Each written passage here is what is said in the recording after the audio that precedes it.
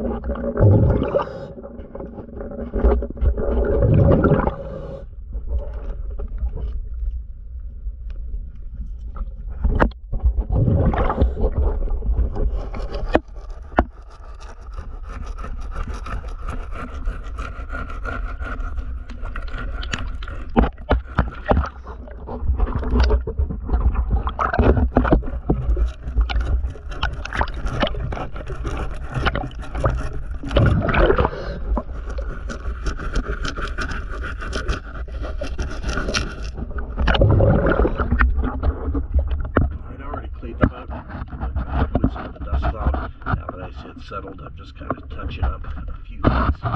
This is where two worms will form, so I'm going to go ahead and take this off, even though it requires some pretty significant scrubbing.